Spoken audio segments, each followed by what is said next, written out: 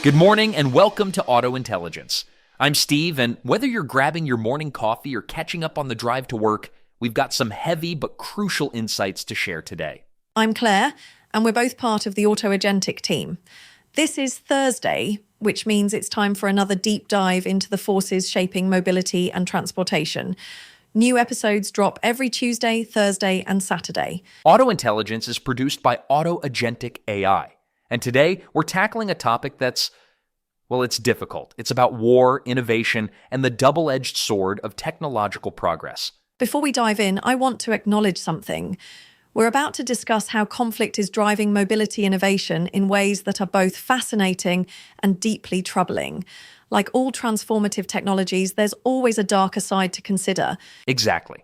Today, we're exploring how the war in Ukraine has become what one expert calls a war lab for the future, fundamentally rewriting the rules of battlefield movement in ways that will inevitably impact civilian mobility, autonomous systems, and the entire transportation ecosystem. The research we're diving into today comes from multiple defence analysts, including the Centre for Strategic and International Studies, the Royal United Services Institute, and direct accounts from the battlefield. What we're seeing is a complete transformation from traditional heavy armour to electric bikes, from human-operated vehicles to AI-guided swarms. And here's what struck me most from this research. By early 2025, Ukraine was producing over 1.5 million drones annually, with plans to triple that number. But it's not just about drones. Ukrainian special forces are racing into battle on electric scooters. Soldiers are using dirt bikes and e-bikes for reconnaissance missions that would have required armored vehicles just a few years ago. The scale is staggering. According to the Royal United Services Institute, by early 2025, drones were accounting for 60 to 70% of the damage and destruction caused to Russian equipment in the war. We're witnessing the end of traditional armored warfare as we know it. So let's start with the most visible transformation, the drone revolution. Claire, what are we seeing in terms of air mobility being completely redefined? It's a complete paradigm shift, Steve. We're not talking about the expensive, sophisticated military drones that cost millions. These are cheap, adaptable platforms, many costing less than $1,000, that have become the backbone of Ukraine's battlefield strategy. And the human stories behind this they're intense. There's an account from Serhiy, a 27-year-old drone operator from Kharkiv, who describes how his unit went from having maybe 2 drones for the whole unit to every squad having several. He says, "We can see the Russians before they see us. We can strike their tanks, their trenches, their supply trucks. It's changed everything." The psychological impact is profound. Russian soldiers report being unable to leave their trenches without facing immediate attack from swarms of first-person view drones. One Russian military blogger said, "Their reconnaissance drones are in the sky 24/7, and any movement on our part is immediately met with a massive wave of drones." That's a level of psychological warfare we've never seen before. The constant presence of unseen eyes in the sky. Lieutenant Colonel Volodymyr Dutko of the Ukrainian army describes this new reality where soldiers are responsible for human life while trying to minimize casualties and execute missions under constant surveillance. And here's where it gets really concerning for the future of mobility. Ukraine unveiled what they call the Mother Drone System in 2024.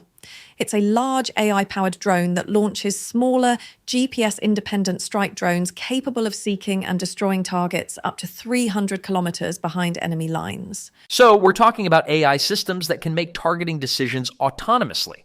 Oleksandr, an engineer at a Kyiv-based drone startup, explains it this way. "We are not just building drones. We are building an ecosystem where drones talk to each other, share data, and act as a team." That ecosystem concept is crucial because it's not just about individual vehicles anymore. It's about networked intelligence, swarm behavior, and autonomous decision-making. These are the same technologies that will eventually power our civilian autonomous vehicle networks. Right, and that brings us to what's happening on the ground. Traditional armored vehicles, tanks, APCs, have become incredibly vulnerable to these cheap drones. There's a quote from a 23-year-old Ukrainian tank operator, call sign Vendetta, who says, "In 2024, you can have a $500 FPV drone take out a tank worth millions. Bohdan, that's his real name, recounts this harrowing experience where his tank was moving to a new position when drones were spotted overhead. Within minutes, 2 Russian FPV drones found them. One hit the rear of the tank, disabling the engine. They had to abandon it and run. He says that's the reality now. So what's replacing these traditional vehicles? This is where it gets really interesting from a mobility perspective. Both Russian and Ukrainian forces have turned to motorcycles, dirt bikes, electric bikes, and even electric scooters. The electric mobility aspect is fascinating. Ukrainian units are deploying locally designed e-bikes for stealthy insertions, sniper teams, and ammunition transport. These vehicles are nearly silent, emit no heat signature, and can traverse terrain inaccessible to heavier vehicles. There's this incredible detail about the Ukrainian electric motorcycle called Atom Military that serves not only as silent transportation, but also as a mobile power source, capable of recharging other electrical devices from its battery. It's like a mobile energy hub. And then there's the Latvian-made Mosfera e-scooter, originally designed for civilian use, that's become an unexpected military asset. Top speed of 100 kilometers per hour, range of 300 kilometers per charge. These scooters are equipped with special trailers for NATO standard ammunition boxes. Mykola, a Ukrainian Special Forces operator, describes a night raid where they used e-scooters to get within a kilometer of Russian lines. No noise, no heat. We dropped our gear, crawled the last 200 meters, and hit their ammo dump. On the way back, we loaded wounded onto the scooters and were gone before the Russians even realized what happened. But there's also this darker tactical development called the suicide biker doctrine. Russian stormtroopers are training on dirt bikes for frontline deployment, using speed and unpredictability to cross open terrain and evade drone strikes. The casualty rates are high, but it reflects this desperate shift toward mobility and improvisation. Analyst Andrew Perpetua observed, "The more Russian soldiers ride into battle on dirt bikes, the more Russian soldiers die or get wounded while riding into battle on dirt bikes." It's a grim calculus of technological adaptation. Now, underlying all of this physical transformation is something invisible but equally revolutionary: the electronic warfare environment. Both sides have such robust electronic warfare abilities that they've resorted to fiber optic cables for a significant portion of their drone operations. This has led to one of the war's most striking visual phenomena. There's footage from Ukraine's 63rd Mechanized Brigade showing the Serebryansky forest draped with webs of reflective cables, each one connecting a drone operator to their aircraft via an unjammable hardwired connection. Ole, a Ukrainian electronic warfare specialist, describes it as a constant cat and mouse game. The Russians jam our signals, we switch frequencies or go to fiber. They try to spoof our drones, we update the software. It's a constant race. And this is where we start to see the implications for civilian mobility. Ukrainian companies like Himera have developed encrypted radios specifically designed to operate in heavy electronic warfare environments, while others like Bavovna.ai are creating drone navigation systems that function without GPS. The speed of innovation is unprecedented. Ukrainian companies are moving from concept to battlefield deployment in months rather than years. As defense analyst Boyan Stoikovsky notes, Ukrainian startups aren't waiting years for military procurement contracts. They're delivering directly to the front, testing their solutions under combat conditions. Captain Dmitro, a drone unit commander, describes this shift toward autonomy. "We used to fly every mission by hand. Now the drones can find targets, avoid jamming, and even return home if they lose contact. Our job is to set the mission and let the machines do the dangerous part." Behind all these tactical innovations is a remarkable industrial transformation. Ukraine's defense production capacity increased sixfold in 2024, reaching $10 billion in total output compared to just $1 billion in 2022. More than 500 companies are now engaged in drone production alone. Minister for Strategic Industries Herman Smetanin announced that if Ukraine's defense industry capacity tripled from 2022 to 2023, then in 2024, it grew from $3 billion to $20 billion. That's explosive growth driven by necessity. In a converted warehouse in Lviv, there's a team of engineers working around the clock, assembling drones from imported parts and 3D printed components. Co-founder Irina describes it as like Silicon Valley, but with mortars landing outside. What unites all these startups, according to analysis of Ukraine's defense ecosystem, is a mindset, agility over perfection, and direct feedback from the battlefield over top-down R&D. This is fundamentally different from traditional defense procurement. And here's where it gets really significant for the future of warfare and mobility. Ukraine has developed what's called the Delta Situational Awareness System. It's evolved into what analysts describe as a functional combined joint all-domain command and control capability, something Western militaries have struggled to achieve for decades. Andriy, a Delta system operator, explains, "I can see every friendly unit, every drone, every enemy position we know about. If a drone spots a tank, I can send the coordinates to artillery in seconds. It's like playing chess, but the pieces move in real time." The Center for Strategic and International Studies research notes that Delta exemplifies software-defined warfare and provides a practical and agile approach to battlefield management.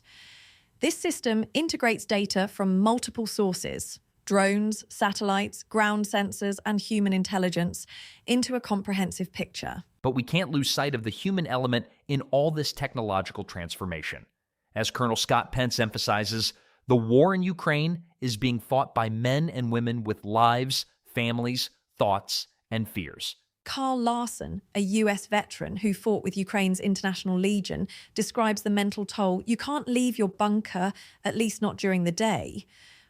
I lost good friends that died from having a grenade explode next to them out of nowhere, under a blue sky. You couldn't even hear it. Bang, they're dead. This psychological pressure has driven tactical adaptations in how forces move and operate. Larson explained that soldiers often can't go on operations and have limited ability to move during daylight hours. The constant threat from above has changed the fundamental nature of military movement. Yet there's also this incredible grassroots innovation happening. Maxime, a volunteer engineer, says, "We built our first drone in a garage using parts from a toy store and a broken laptop. Now we supply 3 brigades. It's a culture of improvisation and resilience." Now let's talk about the international implications, because this transformation isn't staying in Ukraine.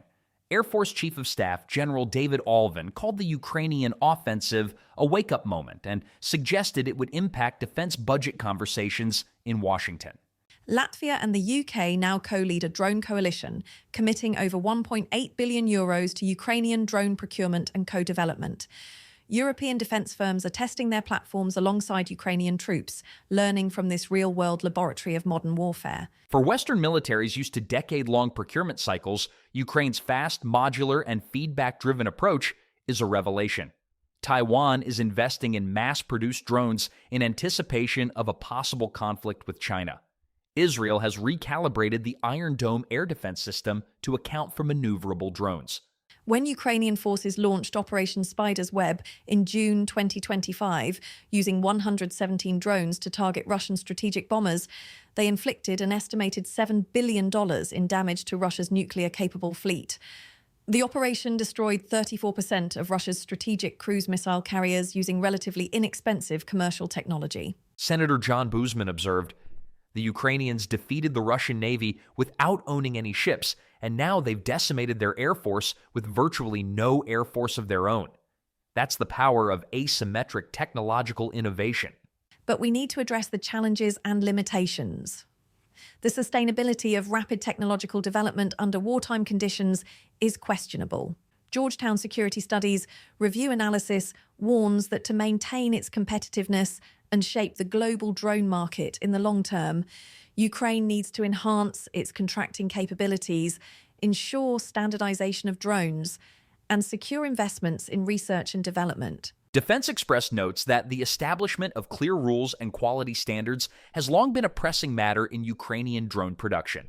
Standardization remains a particular challenge when you're innovating at this pace.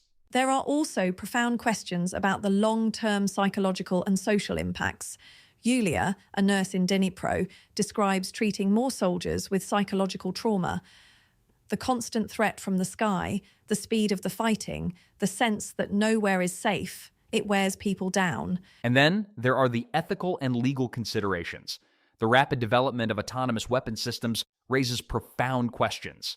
While Ukraine maintains human oversight in most targeting decisions, the trajectory toward fully autonomous systems is clear. According to CSIS research, although fully autonomous warfare remains an aspiration, Significant progress has already been made in partial autonomy, particularly for aerial systems, while human oversight remains critical in engagement decisions. Dr. Katerina Holub, a legal scholar at Kyiv University, warns that the speed of technological change is outpacing our ability to regulate.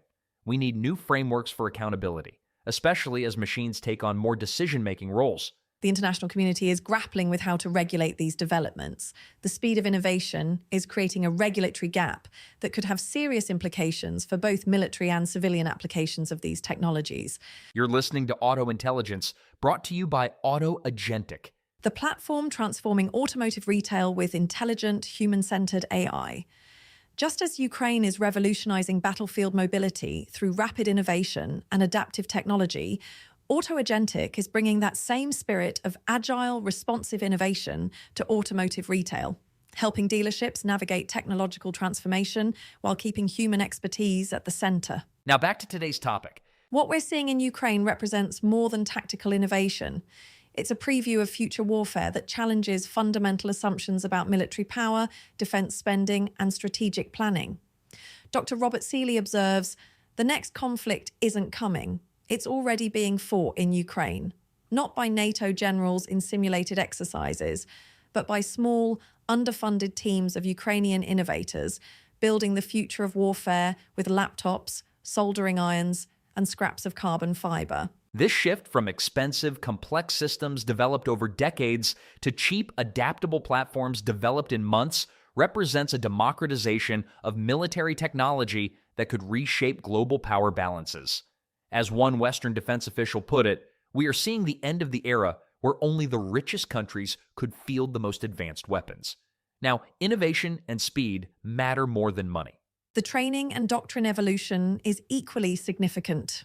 Ukrainian forces have developed new training programs that integrate operation of multiple mobility platforms, from traditional vehicles to drones to electronic warfare systems, into coherent tactical packages. At a training base near Dnipro, instructor Petro explains, every week there's something new.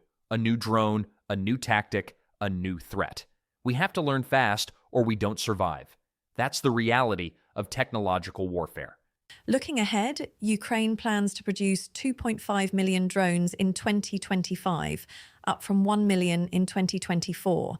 Deputy Defense Minister Oleksandr Kozenko says Ukraine's defense industry has reached the capacity to produce up to 10 million UAVs annually. But there's a sustainability question here. Defense analyst Robert Seeley argues that the Ukrainian defense model needs disruption and disruptors because it is becoming unaffordable. The pace of innovation and production may not be sustainable long-term. The environmental and tactical adaptations are fascinating from a mobility perspective. Ukraine's diverse terrain has provided testing grounds for different solutions. In forested areas, fiber optic drones work best. In open terrain, motorcycle units provide advantages. In urban environments, compact electric vehicles excel. Sasha, a platoon leader in Bakhmut, describes urban adaptation. We use small e-bikes to move between buildings, carrying anti-tank rockets and medical kits. The Russians can't hear us coming, and we can escape before their drones find us. Defense expert Robert Seeley explains that the battlefield saturation of infantry-level drones is the clearest indicator of the military tech transformation. This is part of the move to a human-free, automated, and robotic front line. The implications for civilian mobility are profound. The technologies being developed and tested in Ukraine, autonomous navigation systems that work without GPS, electric vehicles optimized for stealth and efficiency, swarm intelligence for coordinated movement, these will inevitably find their way into civilian applications. We're already seeing this crossover. The same companies developing military e-bikes are working on civilian models. The navigation systems designed to work in electronic warfare environments could make civilian autonomous vehicles more robust. The swarm coordination algorithms could optimize traffic flow in smart cities. But there's a darker side to consider. The same technologies that enable silent, efficient military operations could be used for surveillance, control, or even oppression in civilian contexts. The line between military and civilian applications is becoming increasingly blurred. The economic implications are staggering. Ukraine's defence sector should become, according to Dr. Robert Seeley, a critical part of the Western defence industry. We're talking about a fundamental shift in how military technology is developed, produced, and deployed. And this brings us to the AI implications. The Ukrainian military's objective, according to the Center for Strategic and International Studies, is to remove warfighters from direct combat and replace them with autonomous, unmanned systems. This is the trajectory we're on. The speed of this transformation is unprecedented. Forces News reports that Ukrainian defence tech is making huge leaps thanks to soldiers' combat experience. This creates a new model for military education, where theoretical doctrine is constantly updated based on real-world experience. What's particularly striking is how this challenges traditional notions of military superiority. President Volodymyr Zelensky has declared that Ukraine is now the world leader in drone warfare, and the evidence supports this claim based on scale and sophistication. The global implications extend far beyond military applications. Military commanders worldwide are studying Ukraine's innovations. The democratization of advanced military technology means that smaller nations, non-state actors, and even civilian organizations could potentially access capabilities that were once limited to major powers. There's also the question of technological dependence. As warfare becomes increasingly dependent on electronic systems, the vulnerability to cyber attacks, jamming, and system failures increases. The fiber optic cables threading through Ukrainian forests are a physical manifestation of this vulnerability. The human cost of this technological transformation cannot be ignored. While these innovations may reduce casualties in some ways, they also create new forms of psychological trauma and change the fundamental nature of human conflict. Dr. Robert Seeley warns that Ukraine is rewriting the rules of modern ground conflict, and unless we understand and invest in that transformation, Ukraine won't get the defense funding it needs, whilst NATO nations will be left dangerously exposed. The research shows that this transformation is accelerating. Each innovation, each adaptation, each breakthrough in mobility and technology adds another piece to the emerging picture of how conflicts will be fought in the decades to come. From dirt bikes racing across open fields to swarms of AI-guided drones hunting their targets, from electric scooters carrying anti-tank missiles to fiber optic cables threading through forest canopies, Ukraine has demonstrated that the future lies not in bigger, more expensive systems, but in cheaper, smarter, and more adaptable ones. And here's what keeps me up at night thinking about this.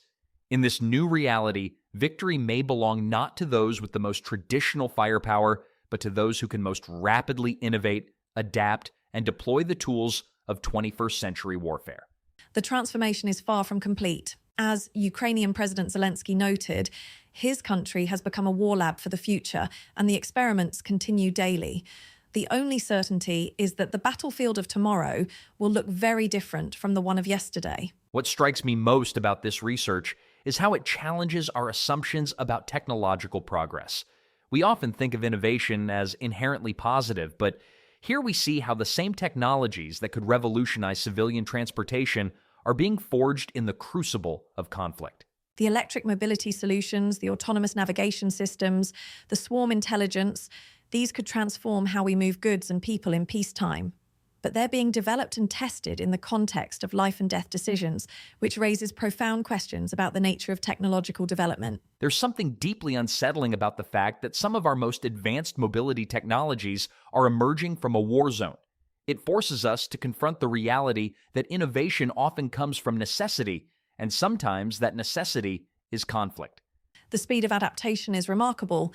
Ukrainian forces are essentially beta testing the future of mobility in real time under the most extreme conditions imaginable.